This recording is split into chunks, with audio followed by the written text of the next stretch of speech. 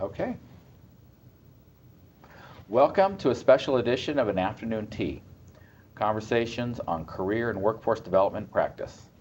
I'm Scott Solberg, Associate Director of Research at the Center on Education and Work at the University of Wisconsin-Madison.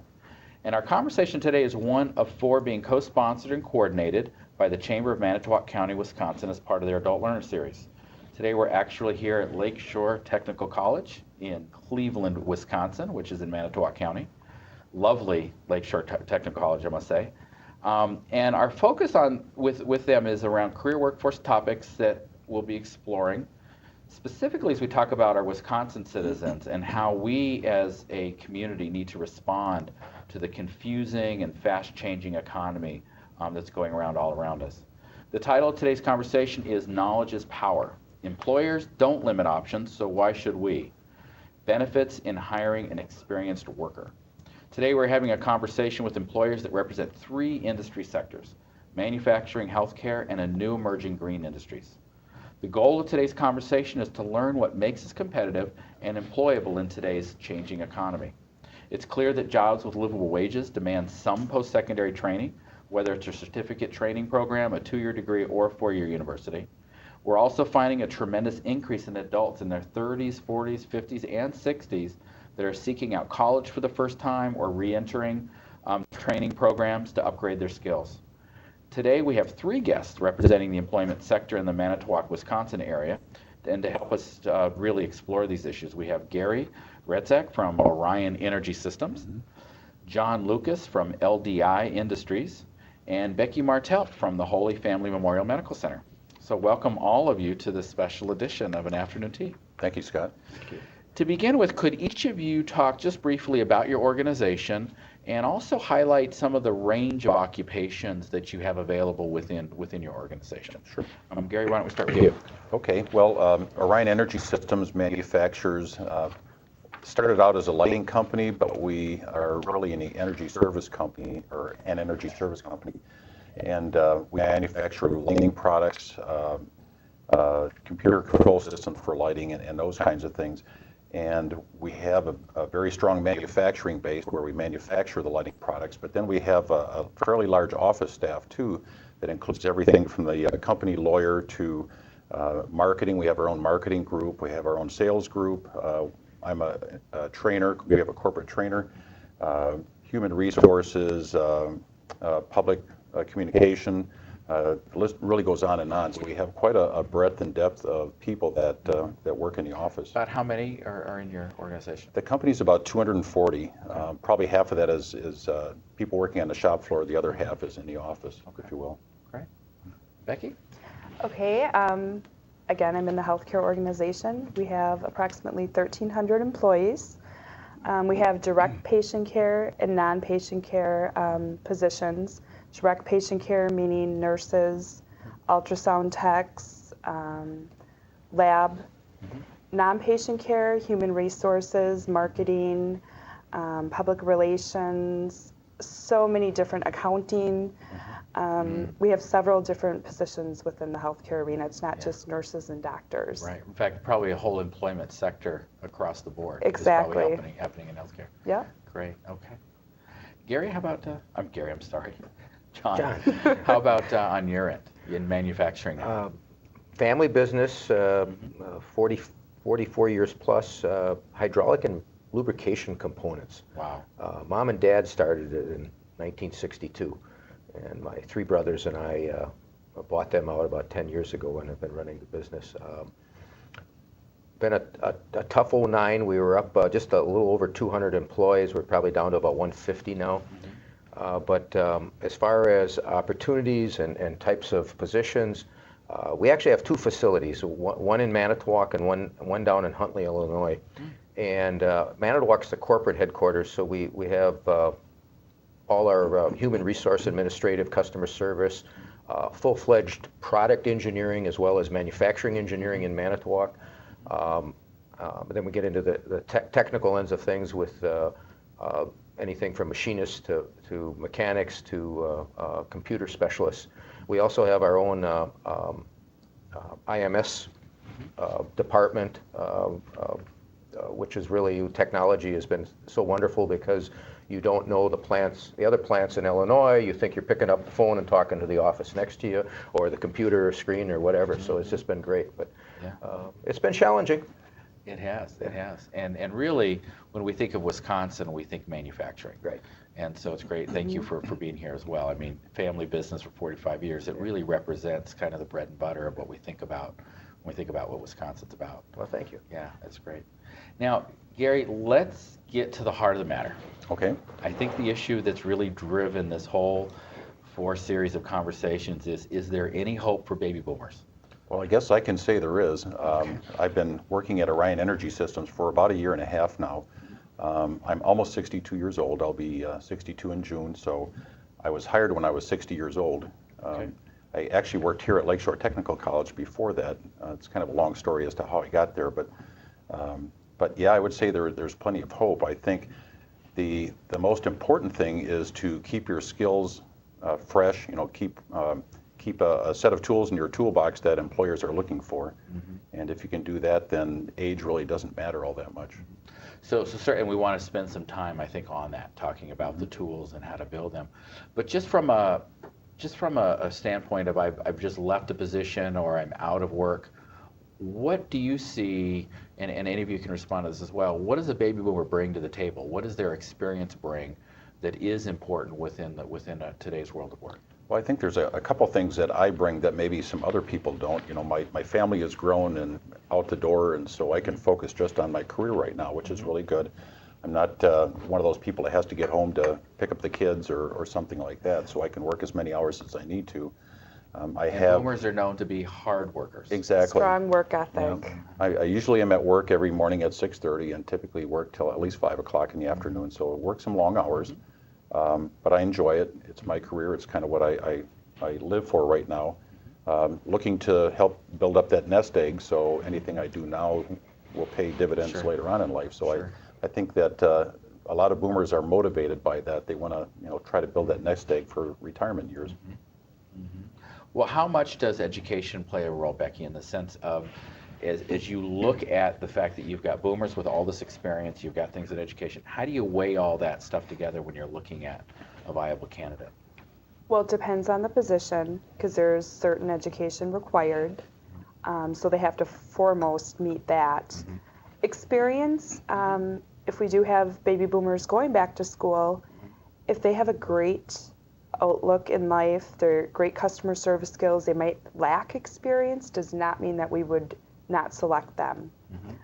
Strong work ethic, again, it just depends on how they come across in the interview, but education is important. But attitude's important. But attitude is just as important, because you can have that degree, but if you don't have that, great attitude and team player, persona, you're not going to be an above and beyond candidate that we'd want to select. That's great.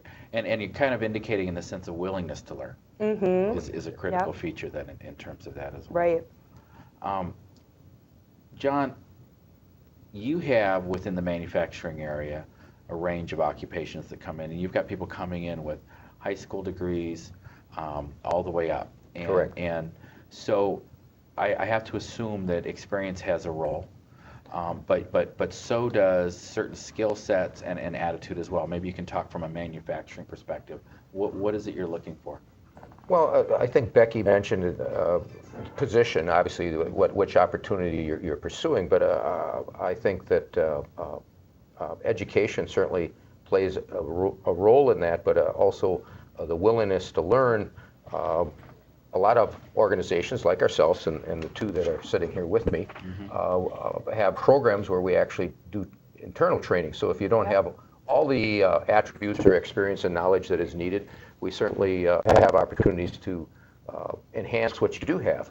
And I think any organization needs a true mix of that age gamut that we're talking about. You can't be all stacked at one end of the deck, because that's your continuous opportunity to grow your own organization. And my dad always used to tell me, you got to know the job behind you and the one in front of you, or you can't go anywhere. That's right. And I think that's what you really need. So it's certainly an opportunity where someone that has some experience, maybe not have the exact experience, if they have some of the tools in the toolbox as far as their willingness and loyalty and dedication to learn, the opportunities would be there. But they also have to be able to work with the younger generation and be able to pass some of that knowledge on too. That's right. That's right. You invest, especially in your country, in your company, in growing from within. And so when you talk about the idea you need to be willing to learn, you have programs in place to help an individual move all the way along the spectrum. What are some of the professional development opportunities that you see in manufacturing and really specific to what you guys are offering? Well, we personally have opportunities for education reimbursement, and we really, anything that pertains to the actual occupation you're in, we offer full reimbursement upon satisfactory completion of whatever they want to enroll into. So that would be like at an outside course that they're taking at a college? Correct. Okay. We obviously also bring at different time frames, we bring opportunities in and actually have different departments or different areas of the company sit through some specific training.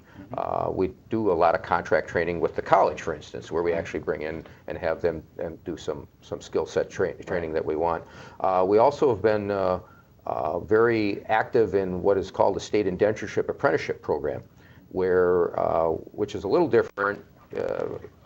People that are selected or put into the program actually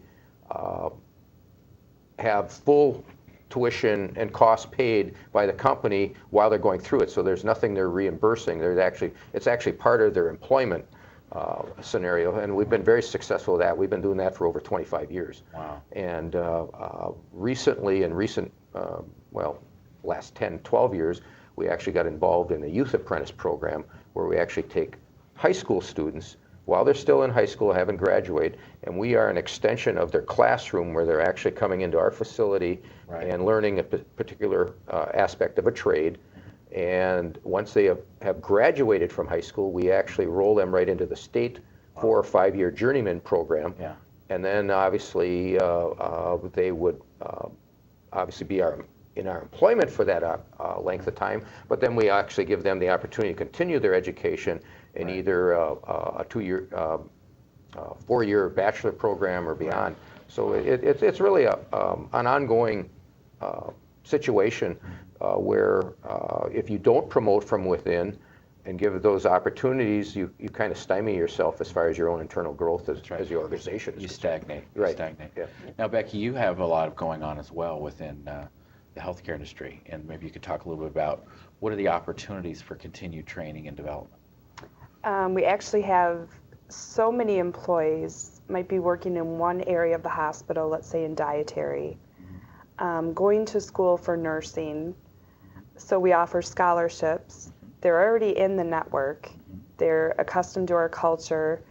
They're great employees.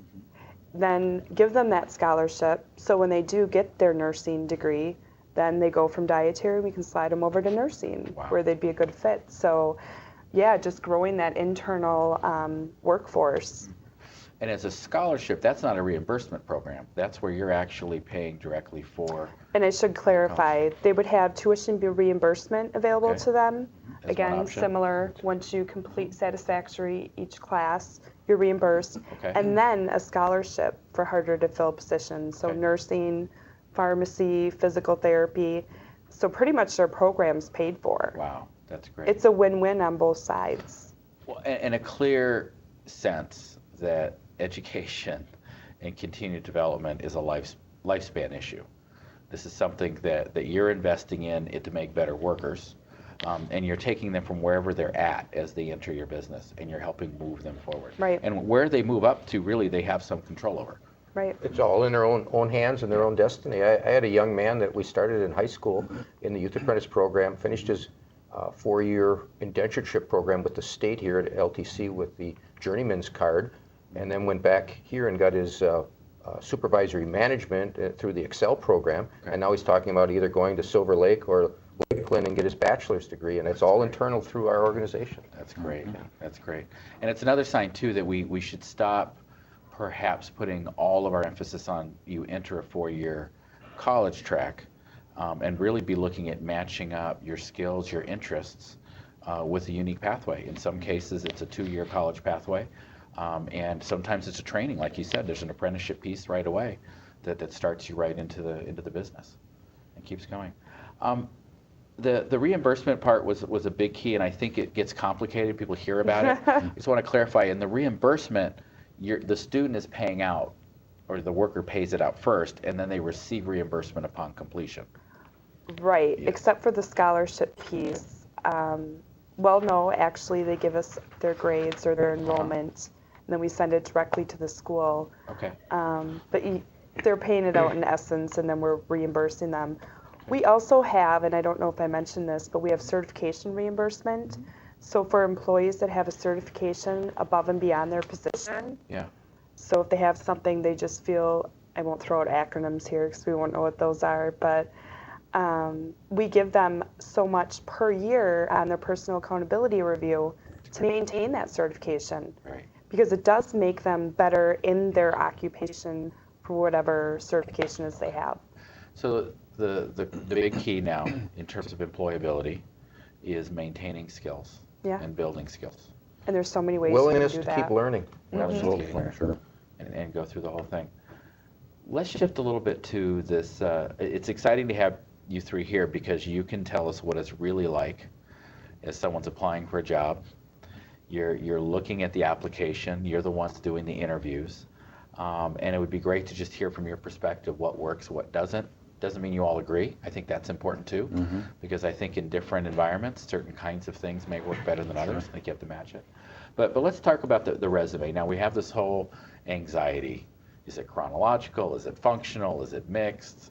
What do we do here? So maybe just, any of you talk about what do you feel about the different kind of resume options. Personally, I don't really have a preference for one or the other. Okay. I think, to me, the chronological is a little bit easier to follow, but I think the way I view it is each resume is trying to tell a story. And so what is the story they're telling me? And I look for a lot of different things. First of all, what their employability is, what skills they're trying to highlight, and do those skills match what I think we're looking for? Do I think that their personality as it comes through in a paper is going to meet the needs of our culture? Will they fit into the organization and so on? But I don't really have a preference for one or the other. Okay, so before we move on, when you say personality coming through the paper, I give you a fuchsia color paper. I mean, what do you mean by personality?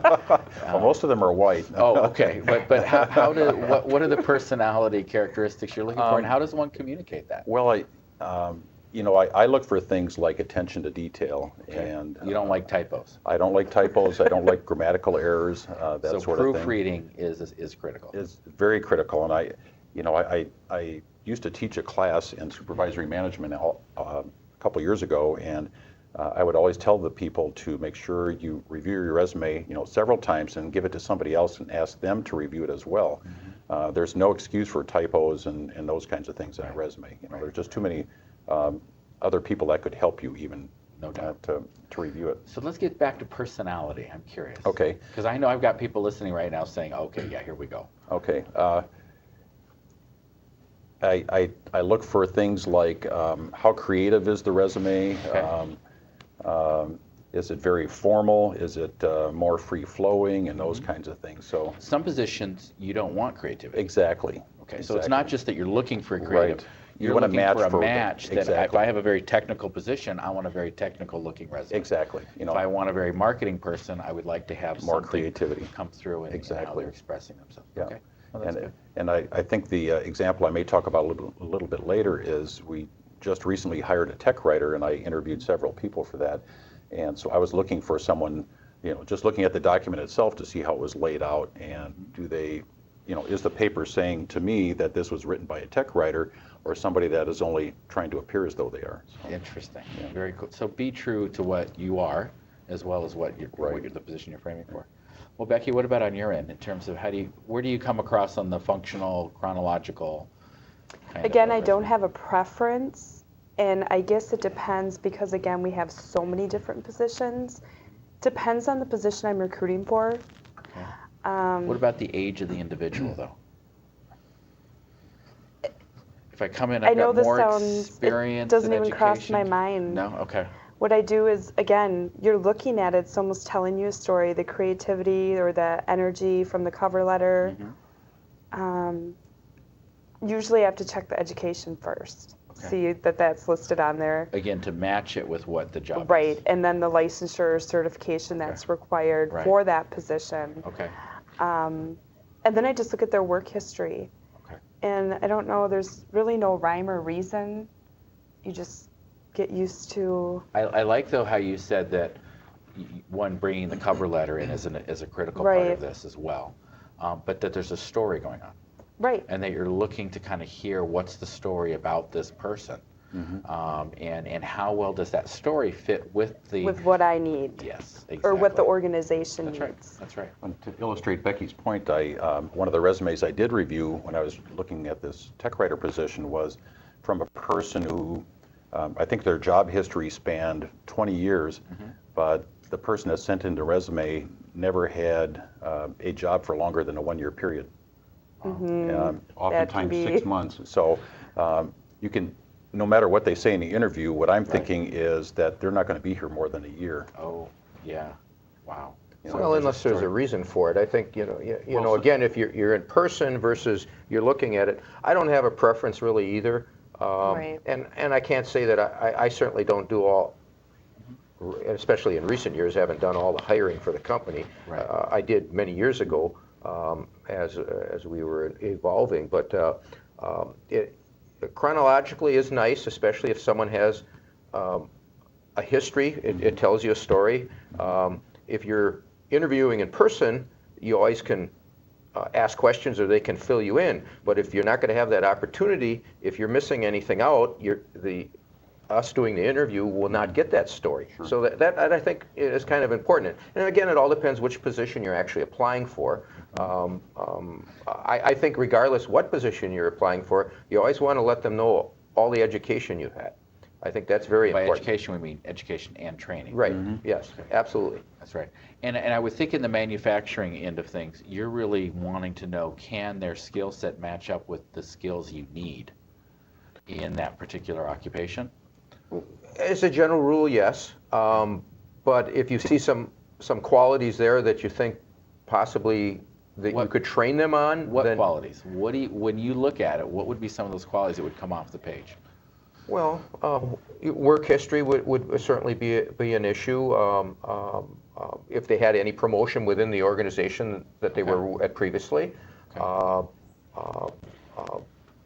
You're looking for leadership. Yeah, well, just I think an attitude would come out. Okay. Wouldn't be necessarily looking for someone to fill a leadership, but if they were willing to continually push themselves or improve themselves, I think the story would be told there.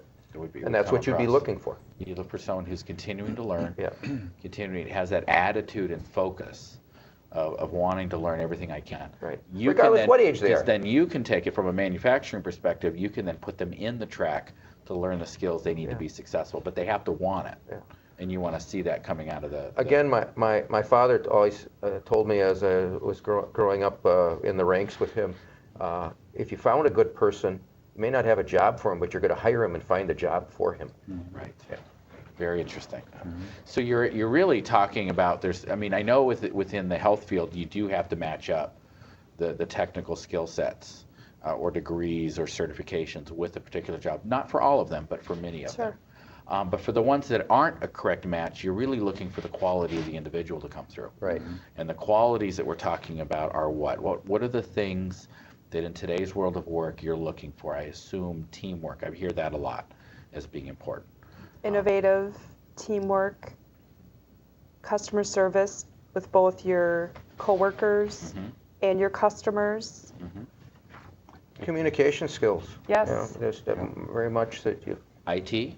IT. Oh, most definitely. And I think, at least at Orion, I can say that there's a need to be willing to go the extra mile.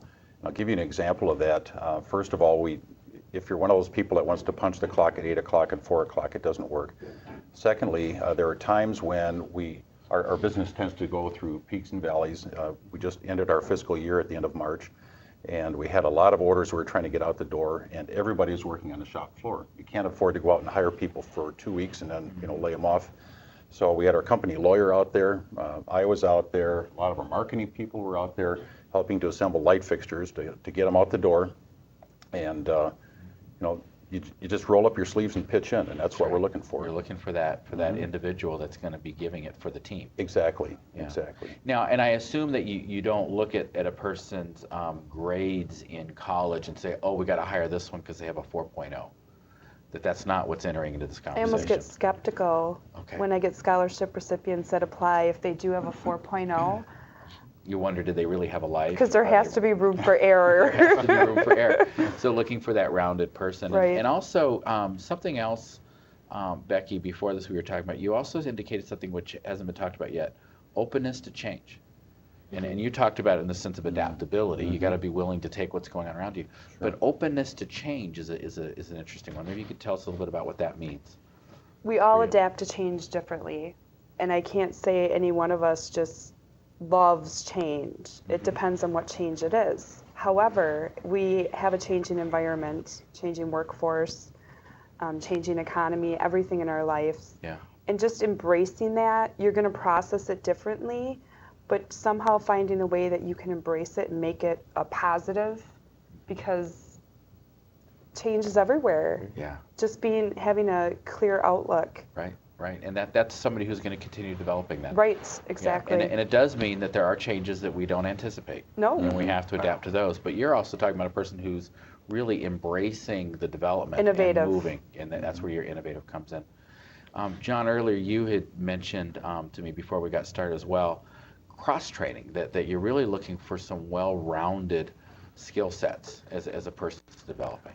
Well, and obviously the openness to change, I mean, what requirements, expectations are there this week, quite frankly, aren't going to be there next week, because that's how things change that fast, unfortunately. They Right. do. And I know the older we get, Gary, I'm right there with you. The harder it is sometimes for us to understand that. But we went through a rather tough year here as manufacturing is concerned, and flexibility with our workforce was just a key factor in them keeping their jobs and us staying alive, quite frankly. And the two it was a win-win by doing that. And the more flexibility, the more cross-training, the more willingness you have.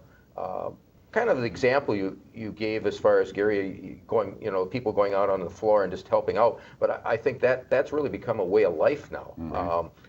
Good example, the year end, but I mean, on any given occasion, a hot order, different people out, workload changes, whatever, maybe technology, equipment failure, whatever, you just need to have that opportunities to just move people where you need to have them go to get whatever needs to be getting done. And it happens in the office too, not just on the shop floor. Yeah. You can't stay just within your job description. You have to be flexible. You have to understand something about the other systems that are operating Yep. within the organization. And I think something you said, and I guess it would be echoed across, is during the difficult times, the person who has a more diverse set of skills Is the one has that's gonna more to keep their offer job. to the And more company. marketable. Yeah. More valuable to the organization. That's right. That's definitely. right. And I would also assume that person also is better as a team player because they have some perspective across the different systems and what's needed to get the work done. I think that's an asset you'd almost have to have that drives you to learn different areas of the business, And because that's you the are one a you'd team pick player. that's the one you'd pick Right. to actually help train the other people too. Right. Absolutely. As Sure. long as it gets it at that level. So there's the development. We have been talking about the resume and the cover letter. And I think that what's exciting about this conversation for me is hearing you bring in all of these 21st century skills, social emotional learning skills, this whole idea that we need to be focusing on the qualities that we have as a worker that's going to make us competitive and employable. That then needs to get translated into that resume. And if we've had these experiences, we can point to, I assume within the cover letter and within our history, some of the ways in which we're tracking our own development. And that this is what's important to you as an employer, is what are you going to be bringing to my organization? It's not just that I'm hiring for a position, I'm hiring someone who's going to give benefit and is going to add value to what's going on in my organization. And I think that's an attitude shift that's happened in And the last actually, 20 years. that's a question sometimes you actually ask when you're getting down to the final selection of an interview. You actually do ask them, what do you think you're going to bring to our organization? Yeah. And you want to hear an answer. Right. Sure. And that answer, and this is actually now moving into the next part, which is how do we prepare for the interview? You pretty much need to know something about that organization, don't you, to be able to interview well. You have to be able to answer, here's the skills I see that are needed, and here's how I match up. Am I right? What are some of the other tips? What makes a good interview in that process? Well, you know, I think that most people now are preparing for the interview by going on the internet and doing research, and you know they have access to the company website, so they can research that. And typically I see that all of them find some way to let you know that they went on the website and did some research, which is okay. And I think that probably the best thing I would offer when it comes to the interview is to be yourself, be relaxed, be prepared, and make sure that your resume speaks about you and it really is a good snapshot of you and your personality, because people can also go on the internet and find all kinds of resume examples and those kinds of things. And I did find, I guess I'm a little bit skeptical at times when people come in, if their resume is a little bit too flowery or something like that. I want to make sure in the first couple of questions that I ask in the interview is that this is really telling me the story of who you really are. Right. And it's so interesting you coming back to that the story that comes out on your resume isn't the story of what they want to hear. Exactly. It's a story of who you are. Right. And if you're concerned that it's not a strong story, then go out and get the training and experiences Exactly. to strengthen that story up. Right. But in the interview, you want to see that realness come through. Right.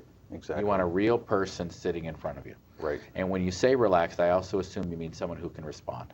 Can respond intelligently, is not so nervous that they blow the interview. I've had that happen as well. Why is it important that a person can manage their stress levels and that you're looking at that in the interview? Why does Well, that I think become- you're already implying that because Yeah. there's a lot of stress on the job and they have to be able to manage it on the job too. You know, Right. if we have a deadline that we have to meet and want to get a product, whatever that is, out the door, sometimes we have to put pressure on people, or I get pressure from my boss. And the only indicator you're going to have of how they manage stress is what you're seeing right now in front Exactly. of you. Exactly. And you mentioned the openness to new experiences. So this is obviously a new experience. If you're not able to manage that, what's going to happen when the next change occurs? Exactly. Or the next critical thing. Yeah. So that makes it more relevant as to why I need to practice and be able to interview. Sure. Interview effectively. What are some other tips? What are some other things that John and Becky? Well, would I have? think you mentioned the practicing. I guess you want someone that's sincere and honest. You don't want an act. You don't want a performance being put on. You want to know about them and where they're coming from. And I guess quite frankly, if they did know something about your organization or whatever, I'd really want them to be truthful about it and just tell it like it is. And I think that would come across, that they're sincere in being here and they're looking for a job, but they're also don't have all the answers and they want to learn, and their willingness to do that. So Right. I think a lot of being at ease and certainly you mentioned practicing. I think that would be good if you've never Right. done anything like that before, or if you haven't done it for many years because you are a baby boomer and now find yourself back in that position. That's right. It wouldn't hurt to just pick your neighbor and pretend you're going through the interview or something. That's right. That's right. We actually provide services to do mock interviews because there are a lot of people that haven't been interviewed for a while. But what I would like to add to the interview process is we dig to behaviors, and it is good to be honest. It's good to be truthful. But we also want to find out, be honest if you left an employer it wasn't on good terms, because we're going to find that out. You have a lot of background checks. A you lot need of to do background before health checks, providers all can of do that. But just digging down to those behaviors and seeing if they're there.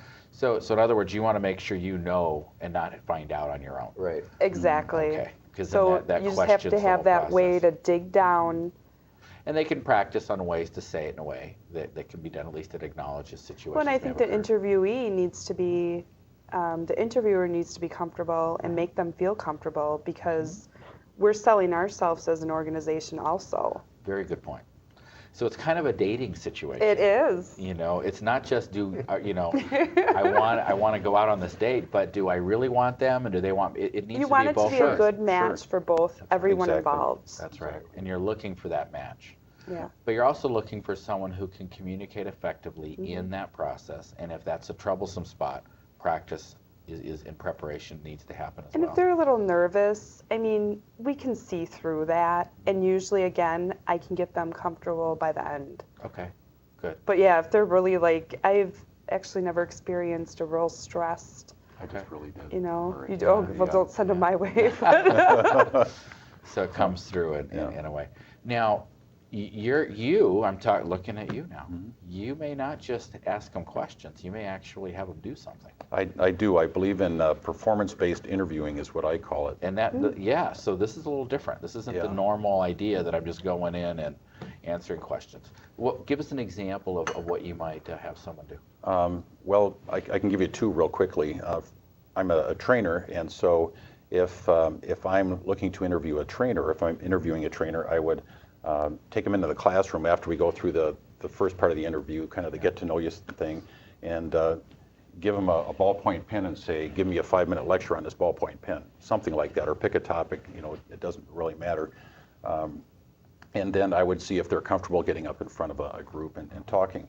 The tech writer position I just talked about, I had them come in and I had my computer all set up so that they could create a document, and I gave them an option of 2 softwares, and essentially they had to create a how-to, and I had 10 pictures there that they had to put in a table with some very simple steps, and I had it all laid out, so all they had to do is type what I had on the paper here, and so put it in a technical writing type of software, and most of them couldn't do it, which was kind of perplexing to me because and several were baby boomers. I had a couple that came in and they had all the right things in their portfolio. They had some very nice looking documents and so on. But when it came time to putting it together on the computer, they couldn't do it. And the ones that didn't quote unquote pass, all came to me and said, well, I'd be willing to learn. So I'm thinking, you've been out of work for 2 years and you're now telling me you're willing to learn. Why aren't you going back to the tech college? Because they teach both these software programs that I've offered you. Okay. So why not go back to the tech college and upgrade your skills? That's right. That's right. So you're using it as both an assessment tool, not just in terms of skills, but also what have they been doing? Have they been engaged in keeping up with what's going on? And for you, there's a lot riding on this position. Exactly. And so you need to be able to put them in a kind of a simulation of the skill sets. What about on the other ends? Any kind of simulated kinds of things that you do in your work? What about in the healthcare part? I assume you're not asking them to do an operation. No, not to cut off a leg or anything. No, very good. No. Usually within the clinical setting, we'll do the interview, and then it's more of a formal job shadow. They will come, they will be with, let's say, a medical assistant with a medical assistant, let's say 4 to 6 hours, to see is it a good fit. Right. Marketing, maybe have them do a brochure, be consistent, it's an assessment, be consistent with each person you're interviewing. So it just depends, but no, we don't have them cut off any legs or arms. We have a couple questions coming in. One of them has to do with this whole generation issue. We hit on, do baby boomers have a chance in the world of work? The answer is yes. We started to talk a little bit about what is it about the baby boomers that they bring to the story. And I guess maybe we can delve into that. And maybe, John, you could talk a little about how you see, we probably have in your setting 3-4 different generations working alongside each other, each with different qualities that they present, I assume. Oh, absolutely. And maybe start with the baby boomers. What are they walking in with that you admire and that you want to make sure at the table? I think we did touch on it a little bit here as a group. I think all of us can agree on that. The work ethics and the work habits and the loyalty and just that dedication. I think you do find that as you look at the 3 or 4 generations that is not necessarily consistent or true. Right. And quite frankly, before this recent downturn here with the economy, we were really quite concerned about where we were going to get our future workforce from, because of the amount of people we were looking at retirement. That's right. Now, obviously, a lot of those people have decided to stay on longer because of economic issues and so forth, so that's been a real plus. It's a short-term solution, though. Short-term solution, but it's really a plus because it's going to help us train the other generations as they're coming up. And obviously, as you look at each one, I think that the mix is there. Actually, I think we're kind of going full circle now. This newest generation coming in, I think, are kind of going back to some of the values and codes or ethics of the baby boomers, in that they want to sustain the planet, and they're looking at green energy and so forth, and some of that dedication and loyalty issues. Community values. Right, community values, correct, thank you, are there. And certainly in between we've got kind of the doers. I think the creativity is there.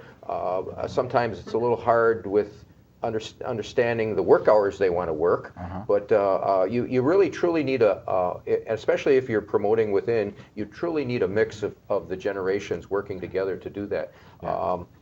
Again, going back to, as you grow, there's got to be someone there to replace, and there's so much knowledge with the baby boomers that could be passed on and help companies grow faster and shortcut all the trials and tribulations it takes with doing that. Some of the wisdom that comes through with experience. Yeah, that experience is just, so valuable as you want to grow your organizations. It seems like the experience part, the dedication, the work ethic is critical, and you add that with openness to change, creativity, openness to growing, creativity. Yeah. In a sense, we can't do things the old way. Yeah. I don't know if that's possible anymore. And I guess what makes a boomer valuable within an organization is being able to demonstrate that I'm here to change, right? I mean, so I have my experience coming in with, but I'm going to move with what's going on. And so that might mean that they're being supervised by someone 20 years younger, and they have to be willing to work within that kind of an environment. And I think any organization that's looking to grow and maintain themselves has to have that mix of the generations, or sooner or later you're going to hit a dead end. Sure. Yeah. And so you see the mix of generations as actually being a positive quality within the work environment. It has to be, absolutely. Yeah, and in the health sector, I assume, as well. Without definitely. And I think it's important to note that there are differences. We've only hit on a few today, but those differences become really exciting attributes of things that we can say, wow, this is what they bring to the table. Doesn't mean that there aren't certain facets of those generational differences that are problematic at times. But the reality is we can gain a stronger organization if we work across generations. So the boomers are part of that conversation. They're not an issue in that sense, or they're not the outstanding. They're integrated within that whole process. Right, and it's actually a key factor in promoting that. Yeah. Now, there's a lot of people who are out here applying for jobs that do not have paid experiences within those areas. What do? How do they demonstrate that they've got the skill sets? And I'm thinking there's a lot where this is going on right now, where, I've left whatever position I was in, I'm getting some experiences, I'm volunteering, I'm doing some shadowing. How do I frame it? Becky, you're nodding. What do we do? What do we tell a person in that position what can they do to be attractive? I think taking advantage of any volunteer opportunities that actually pertain to what's ideally the position you're looking for. If I interview someone, whether it's paid or unpaid, I mean, paid obviously shows an employment relationship, but if it's unpaid, it's still showing that you're doing something with yourself. You're getting out there, you're wanting to be out in the workforce, in an organization, in a setting, until you can find something. So I think that's very important. Right. Ryan does a lot with internships, and I think that for the most part, most of the interns we've brought on recently have all been right out of four-year colleges, but I don't think we'd be limited to that, and I don't think we'd be limited to one age group.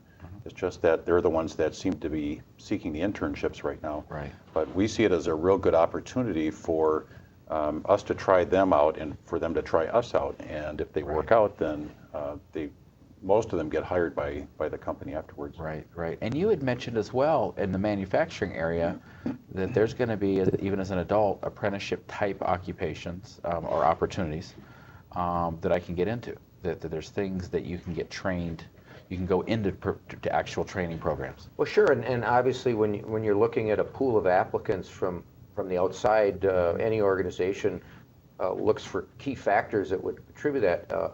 Someone that said, well, I signed up for a class at LTC on my own, whether it's blueprint reading or metrology or basic machine shop, or I'm just rattling all these out, but anything just to show that would give them an edge on someone that, just said, well, I'm applying for your job, but I haven't been in the recent times trying to improve my skills. That's right. Certainly, you mentioned job shadowing and kind of internship things. I guess we haven't, and maybe it's just the nature of our business or even the size of our organization, we've probably been more approached from a high school level with people seeking opportunities that way. But than at the adult. We certainly wouldn't be turning someone in a baby boomer situation away if a neighbor approached us or one of our existing employees said, hey, I've got a neighbor that's out of a job.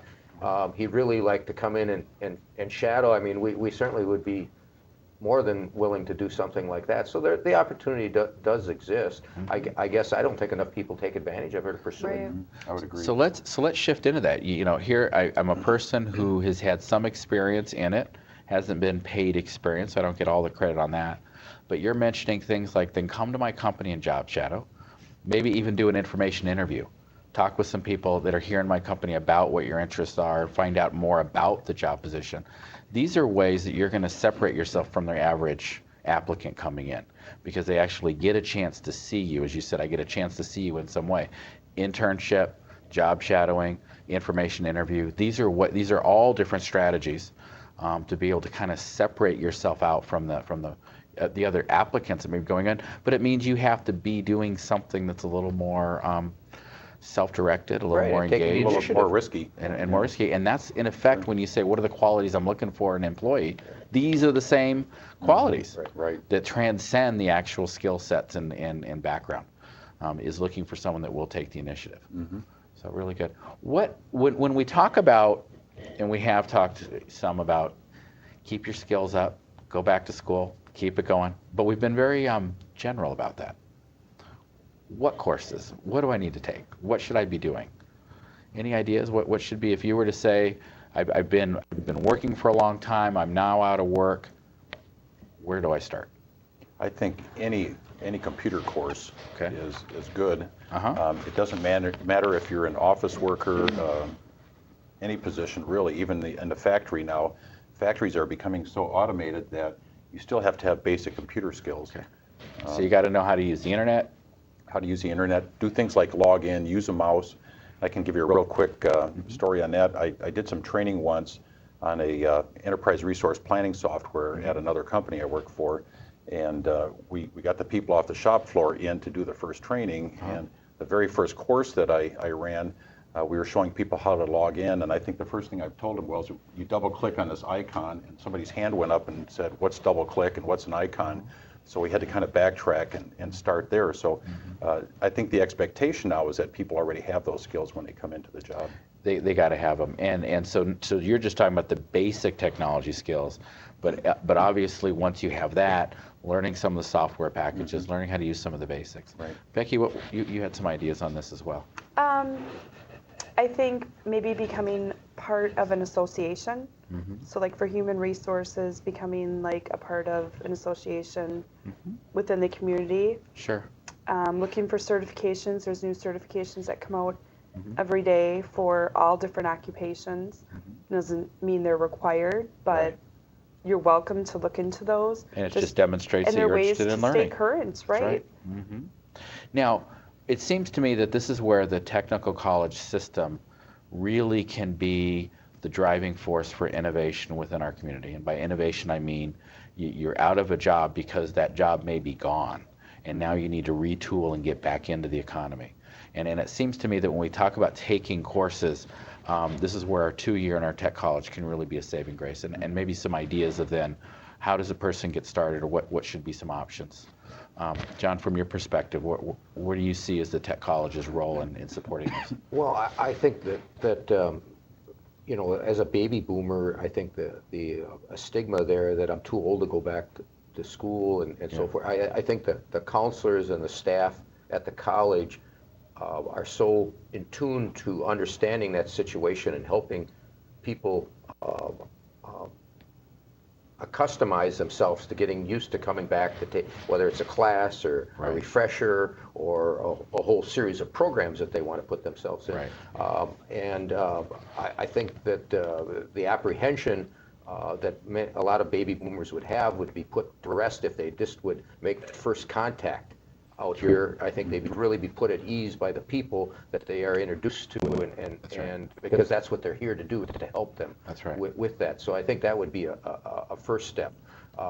Certainly, depending on which occupation you have an interest in, would really kind of set the tone for where you're going. So it's kind of hard to generalize. Well, let's take that, Becky. I mean, you've been working with job centers, and one of the neat things we have, and I know it's been really rough on our job centers because they've actually ended up reducing in size at a time when we needed more and more job center support. How does the job center play a role in supporting a boomer in this kind of position? I don't per se know exactly what the format or how many classes. I think it's like 4 or 5, but I go out there to give them interviewing tips, let them know they can job shadow, let them know about healthcare careers. I think so you're going to the job centers and saying, the job center, because this is where they're going, and when they're at the job center, they're learning about the range of occupations. Right. In this case, they say this health field is emerging, big. Right. And how do I get into it? I didn't know you had that. And then you're going to them in the job center to say, here's what's possible. And I think at that point, if I'm not wrong, then if I need extra courses, it all connects up, and then I can come back into the 2-year college, find the courses I need to fine tune my resume. Well, and I think too, a lot of the dislocated workers, and I don't want to generalize here, but they learn hands-on. And the technical colleges provides, I shouldn't say quicker, because you still get that quality education. Right. They don't want to go to school for 6 years. Right. They want something. They're used to having a career, and there's so many opportunities that this way they're exposed to them. It's critical that they can, if they have a 2-year period, they can find within a 2-year period something that's going to be employable at the end of that 2 years. And they can always go on in the future. Exactly. And you had mentioned that as well, that when you've got people working in your manufacturing area, it doesn't mean they've stopped on a degree track, and they could actually change. Well, I think the biggest thing for the baby boomer that is displaced and looking for the job is get whether it's basic computer skills or whatever. Find someplace, get your foot in the door, and then see what opportunities are there. Maybe they'll have the reimbursement programs or whatever that allows you to continue. Or if you don't like it, then you can come back. But the main thing is that you're right. They're not going to want to go to school for 6 years. I need 6 months, 2 months. I need to find a job. That's what's going to help them do that. And then from there they can make. It's just a stepping stone, just to start. Right. But rather than not having any opportunity and just sitting and saying, well, nothing's available, that's what they need to do. That's right. That's right. With so many people out of work right now, there's also people are being encouraged. Will go, and I think you started to mention this too, volunteer at a company. Sure. Just get in there and say, let me show you what I can do. Get the foot in the door.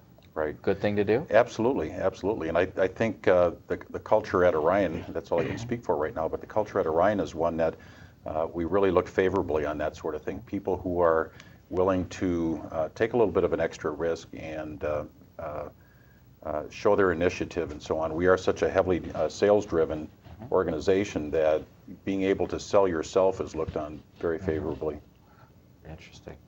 What would you see as we've been talking, if you had to summarize or put together the critical things in your mind that's going to help the boomer generation get back into this whole process of work, or just anyone who's in college right now? We've got a lot of older adults that are going in through college, and we've got new ones. What would you see as the snapshot? What are the takeaways that you want to make sure that they know from your perspective that's going to make them employable, that's going to help you in the company do well? Well, if you were to summarize all of these points, what for each of you would be the main ones? Well, I think willingness to change, first of all, and I think You just have to, if you don't already have the mindset of lifelong learning, you need to take that on, because we're no longer a society where somebody can get a job right out of high school at a drill press or whatever it is, and still be working on that same drill press 40 years later. It doesn't work anymore. That's right. You have to retool about every 5 years. Okay, and keep retooling through the 5 years. Exactly. Yeah. Becky, what about on your end? I would have to say, first and foremost, stay true to yourself. Take a look at yourself. What are your strengths? What are your weaknesses? What are your opportunities? It's hard to do this, and it's easy to say, but stay motivated. Stay motivated. Stay on path. What you're, almost like what you're wanting to tackle. That's right. Because it will come along. The That's more right. positive you stay, the better things do go. Okay, excellent. Again, coming back to the attitude. Yeah. Yeah, yeah. John? Well, kind of a takeoff on both Jerry. I'm sorry, Gary. You hit on change as a number. Not only for business and industry, regardless of what field they're in, it's also for their employees. What was good enough for us last week isn't going to be good enough for us next Right. week. Right. So not only do your organizations have to change, the people within it have to change, and the goals or the requirements you set on yourself have to continually be challenged, because that's just the type of world we live in nowadays. And we tell that to our employees all the time. It's because a lot of common responses is when you're trying to answer a challenge or a problem, well, this was good enough with the customer last month. Well, it isn't good enough this month because things have changed. And your whole organization has to be key to that, from the top down or the bottom up. The whole organization has to be in tune with that, and I think that's really the key. Whatever we're doing, we constantly have to keep improving ourselves, or we're not going to be there. That's right. That's right. The amazing thing you're talking about, I mean, we've got so many adults right now that are going through the major loss part of this process, which is the lack of hope. And I think what you said, the attitude is, you got to turn that around. You do. Okay. Or you're going to fail. And I think the part that we haven't really discussed in this conversation is really, you're not doing this alone. Right. I mean, this is a community issue. We're all interested in everyone being successful, because if everyone's economically vibrant, we're vibrant as a community. And so we talk about, oh, you got to get a good resume, and someone's saying, oh, that means it's not just about you. You have people in this community that are going to support you. So we've mentioned the job centers as one of the places where you're going to get resume support, cover letter support, assessment information. The technical college, same resources are available here as well to help fine tune it. And I think that something that really loops back to that is if you think you need to do this all by yourself, you're probably not demonstrating the skill sets that you're most looking for in an employee, which is, you got to change, you got to be open to new experiences, and you got to work with people. Yep. So you're actually going to be moving towards your own success path by connecting and finding some of those community connections that are right here. They're ready to happen. Step out of your comfort zone. It isn't comfortable. Change is not easy. Exactly. That's not the issue. Right. You need to do it, though. Right. And you need to get moving. And I would expect that you've seen it happen in your own lives, but also with the people you work with, that once the change starts and you start moving forward, it does get easier to move. But it's getting that first step in the door and that first step in moving forward. Scott, you mentioned, the whole process there, and the fact that they have to demonstrate that, so that they want it, but that also there's people there to help them. I think the example you gave is to me, aren't you glad they asked the question about what's a double click? Because you would have been moving along, they would have been lost. They have to ask those questions, and when they do ask it, the resources and the people are there to help them with it. And I think that's really a key fact, because a lot of people get bottled up and say, well, this is hopeless. That's right. And if they don't That's ask the that problem. right. That's the problem. They're not connecting. Right. Right. And if you don't do well in the interview, that's information. Right. Yeah. And I'm going to bet that if they came back to you and said, what can I do to improve, you're going to give them a list of some ideas. Sure. So what's So that it old becomes cliche? The a only dumb question is the one you never ask. You never right? ask. Yeah. But because you didn't ask it, or because you asked it and you didn't get the job, that's not the problem. That's just one more step towards the solution. Exactly. Because as you gain information about yourself, you learn about what you need to be doing. It's going to happen through the conversation, not by being isolated. And I think going out and getting involved in to kind of jump off on Becky's point, Yeah. once you do that, that can really help to get your attitude turned Right. around. Because if you feel like you've been a failure because you've been laid off, that will help Yeah. to make you feel more positive. That's right. Yep, showing that you've got skills. And I think the job shadowing, so is the information interview, finding out, realizing how your skills, and get some ideas about what might help tool the skill sets that you need to Right. become employable in that sector. But I think that people's perceptions of how far they are away from being employable and what's reality are very different. Sure.